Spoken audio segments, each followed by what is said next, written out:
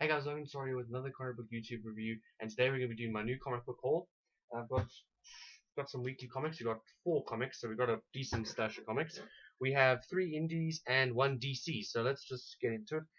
First one I'll review Terminator. So anyway, so Terminator. I've got Terminator Enemy or Enemy number 5. This is the second last issue of the series. The next issue will be the final issue. And yeah, but I've been really enjoying the series so far. It's been fun. It's been, the story's not too complex. It's just a simple story. But when I read it, I feel it has the same tone as the first 2 Terminator films, and it was really good. This issue was okay. I mean, it wasn't anything great. It was mostly just a filler issue, really, to build up to issue 6. Um, uh, yeah, there's nothing really great about this issue, really. It's not a bad issue by any accounts. It's not a bad issue. It's just an okay issue. It's not a great issue. It's just an okay issue. But I can see that from after reading this issue that issue 6 is going to be really big. That they're going to really have a big finale. But yeah, but overall, great comic book. Throughout, I'll give it 3 out of 5 stars. It was okay. Wasn't anything special. Then anyway, either way, then we have Hacksash number 3. Now, last issue I reviewed issue 2 about 2 comicals back. I was I said that the issue 2 was a filler issue. Unfortunately, this is another filler issue. That's why this only gets a 3 out of 5 stars, because it's just a filler. But although what I will say is that the reason why these issues aren't bad is because in issue 2 and 3, while they're doing all the filler stuff, they're also building up their characters in the background, which is good and actually does make sense. Because in the second issue, they sort of build up Cassie and Delroy a bit. They explain a bit of things. Okay, we already know Cassie's origin story, but they do reveal a bit more that we didn't know about her. Then they do go into a little bit about Delroy and talk about him. But this issue, they mostly talk about the bad guy. He's like the big menacing guy at the background. Actually, in fact, when you look at him like that, he actually looks like Red Skull from Captain America. But they go into the bad guy's origin story, so they kind of they give you sort of understand why he's doing what he's doing. And yeah, it's just a simple, simple understand why he does what he does sort of thing. And yeah, but it's pretty good. I mean, there was a filler issue, unfortunately, but I mean, like I said, while they're doing this filler stuff, they are busy building up the characters in the story. So, these filler issues aren't a waste. They're not a waste. They do contribute to the story in some way. But yeah, overall, 3 out of 5 stars.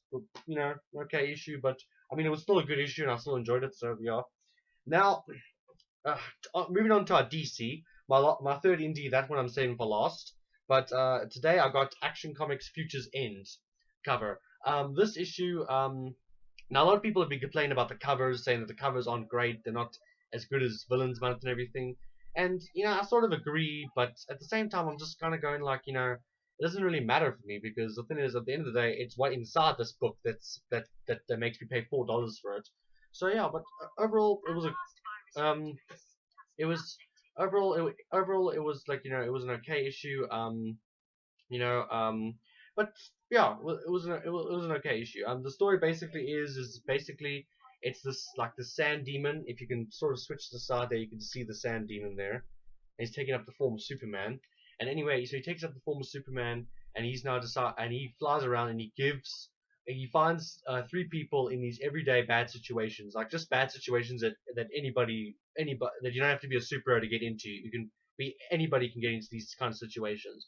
And then he gives them one of Superman's powers that could help them in that situation, and he wants to see what they're going to do with it. And are they going to use it for good, or they'll just use it for bad? Will they take advantage of the powers? Will they respect the powers that they were given? And yeah, overall, I mean, it was a pretty good issue. I mean, it was a good story. You know, a good story, and yeah, just I really enjoyed it. You also get a bit of an update about what Superman's doing 5 years forward, which is pretty interesting. And yeah, but yeah, I mean, overall, it was an okay issue. If you buy it, will you be wasting your money? No, not really. I mean, it wasn't a bad issue. I mean, you pretty much pay the same price as you do for a normal Action Comics issue. So yeah, nothing really good. But 3 out of 5 stars. But anyway, now onto my final indie book. This book was probably my favorite book of the month. It was by far, didn't get it, no 3 out of 5s here. This is a really good book, 4 out of 5 stars at least, and that is Silent Hill Downpour and a story, right? This is now this the cover first of all is awesome. Basically, aside from being a comic book fan, I'm also a gamer, very big gamer, and I love the Silent Hill game series. I play almost all the games, love them, really good. And anyway, so Silent Hill Downpour. So basically, what this comic book's about is basically that one prison cop that had a real beef with your main character, and you didn't know why. You know, this woman was being a complete, you know, meanie to you, and you were just going like, "Sheesh, lady, what crawled up in your mouth and died? Like, really?" And then she died, and then she fell into this pit before you could even, you know, find out why she didn't like you. But this miniseries basically takes place alongside the main game, I guess. It's when she falls down into the pit and then she wakes up, and then it's what she goes through while she's in her Silent Hill experience. And it was a really really good issue, really great.